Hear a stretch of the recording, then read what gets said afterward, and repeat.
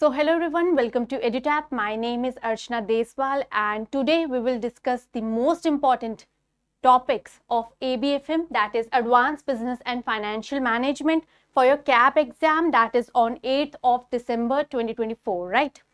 So अगर हम sources की बात करें तो sources जो आपका important है that is Macmillan book. अगर कहीं कितने क्वेश्चंस हैं जो डायरेक्टली पर्टिकुलर बुक से आ जाते हैं तो 98 to 99% questions are directly from here.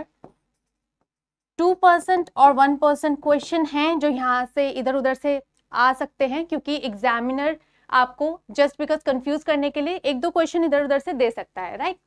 तो अब हम क्या आज हम डिस्कस करेंगे?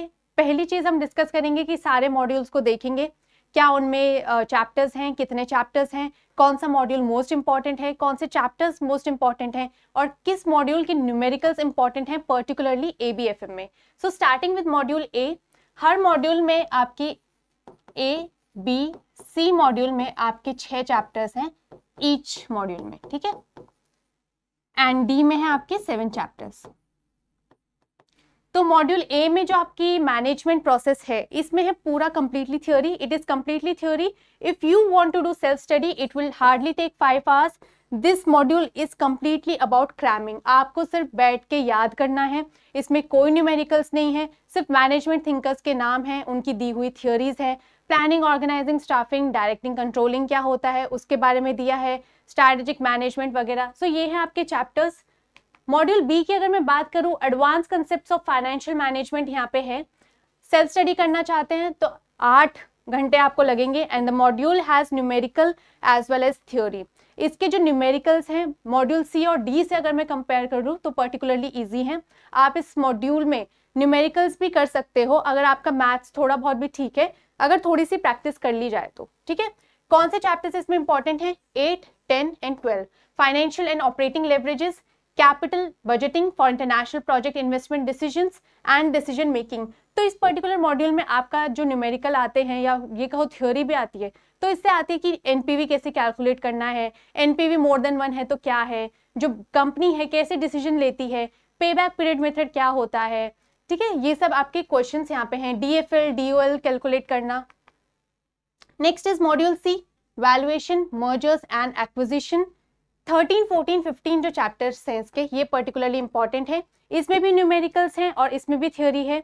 सेल्फ स्टडी करना चाहते हो तो 8 घंटे लगेंगे इसमें भी आपको, ठीक है. दोनों ही चीजें करनी है और ये आपके चैप्टर्स हैं.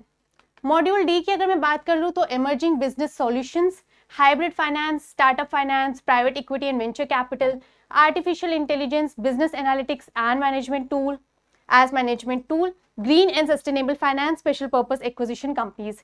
इसमें भी जो क्या है न्यूमेरिकल्स भी हैं और थ्योरी भी हैं. थ्योरी की अगर मैं बात करूं बाकी मॉड्यूल्स के कंपैरिजन में, जो मॉड्यूल डी है इसकी थ्योरी मॉडरेट है या यूं कहो मॉडरेट टू डिफिकल्ट लेवल पे आती है. यहाँ आपको ज़्यादा मेहनत करनी पड़ेगी थ्योरी पार्ट को भी याद करने में. खुद पढ़ना चाहते हो तो 6 आवर्स इसमें लगेंगे. ये सब सारे ही चैप्टर्स क्या है इंपॉर्टेंट है. मॉड्यूल डी सबसे ज़्यादा वेटेज रखता है. अब मैं आपको बताऊंगी कौन सा मॉड्यूल इंपॉर्टेंट है और क्या वेटेज है हर चैप्टर के. मॉड्यूल ए में अगर हम बात करें तो है topics, basics of management, functions of management में आ जाता है planning, organising, staffing, directing and controlling में आपकी सिंपल ये बताया गया है कि क्या चीज़ें हैं, इनके एलिमेंट्स क्या हैं, कंपोनेंट्स क्या हैं, एडवांटेजेस क्या हैं, डिसएडवांटेजेस क्या हैं, कंप्लीटली थ्योरी बेस्ड.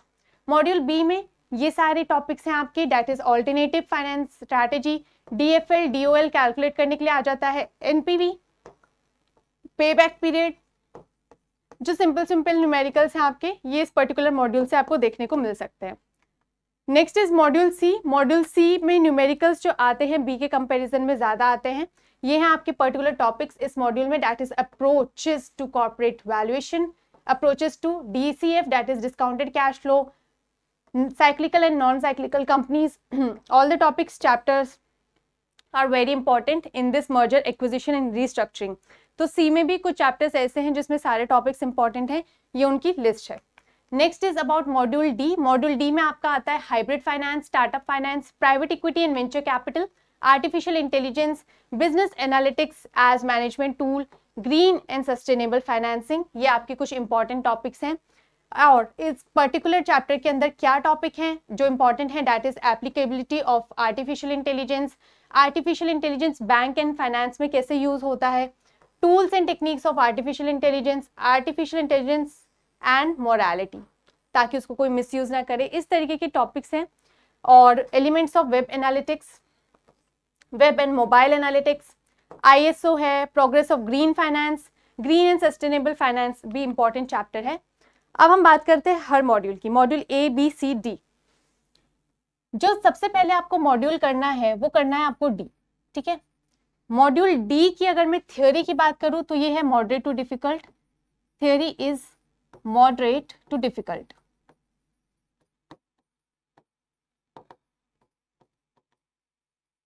इसमें पर्टिकुलर मॉड्यूल में न्यूमेरिकल्स भी हैं और थ्योरी भी है।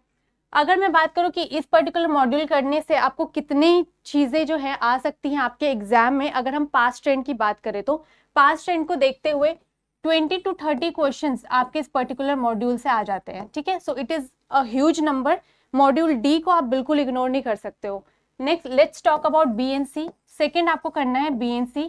ये दोनों पर्टिकुलरली इक्वली इंपॉर्टेंट हैं, दोनों ही इंपॉर्टेंट हैं, बराबर के क्वेश्चंस इसमें से देखने को मिल जाते हैं। बट अगर मैं बात करूं न्यूमेरिकल्स की, न्यूमेरिकल्स जो हैं आपके C में से ज्यादा आते हैं as compare to B, right, past trend देखते हुए। मॉड्यूल A की अगर हम बात करें तो ये है आपका कंप्लीटली थ्योरी,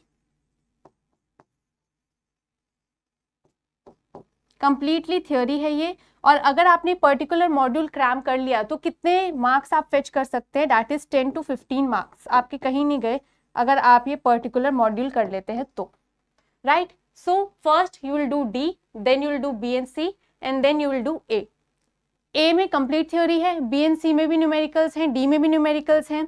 अब दो बच्चे होते हैं, एक जो थ्योरी पढ़ के जाते हैं, एक जो थ्योरी नहीं पढ़ के जाते, मिक्स करके जाते हैं, ठीक है। तो थ्योरी की अगर मैं बात करूं, जब आप थ्योरी पे सिर्फ फोकस करते हो तो एक बात तो आपको भी माननी पड़ेगी, दैट ये कि जब हम एक चीज इग्नोर करते हैं तो दूसरी चीज को हमें अच्छे से करना है। तो अगर आप सिर्फ थ्योरी पढ़ के जाओगे और आप सोचो कि थ्योरी से पेपर क्लियर हो जाएगा, हो सकता है, ठीक है, लेकिन फिर इस थ्योरी में ये ना हो कि आपने कुछ मिस कर दिया। फिर आपको चीजें मिस नहीं करनी है, आपको सिर्फ थ्योरी करनी है। तो रिलीजियसली पूरी थ्योरी आपको कंप्लीट करनी है, चाहे वो मॉड्यूल A की हो, B, C या D की हो। न्यूमेरिकल्स प्लस थ्योरी वाली अगर हम बात करें तो ये स्ट्रैटेजी पर्टिकुलरली फॉलो कर सकते हैं, D then B and C के न्यूमेरिकल पहले करना, B के बाद में करना और लास्ट में मॉड्यूल A पढ़ना, ठीक है। मॉड्यूल A लास्ट में इसलिए क्योंकि कंप्लीटली थ्योरी है, जितना एग्जाम के पास पढ़ोगे उतना ज्यादा अच्छा होगा, ठीक है। और इसमें क्या है, और इसमें कुछ नहीं है, आपको दोनों ही चीजें करनी पड़ेंगी और आपका एग्जाम जो है बहुत अच्छा हो सकता है अगर आपने कंप्लीटली फोकस्ड इसको पढ़ा।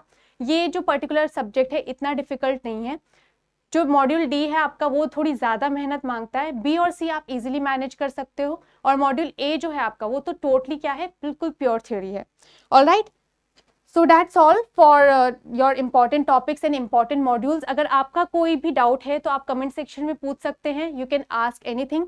सेल्फ स्टडी करना चाहें तो वो कर सकते हैं, एडिट ऐप की हेल्प लेना चाहें तो वो भी कर सकते हैं। All solutions are available to you, but you need to take action for your ABFM right now, क्योंकि सारे मॉड्यूल्स जो हैं आपको कवर करने हैं for this particular examination, right. So thank you so much and see you again.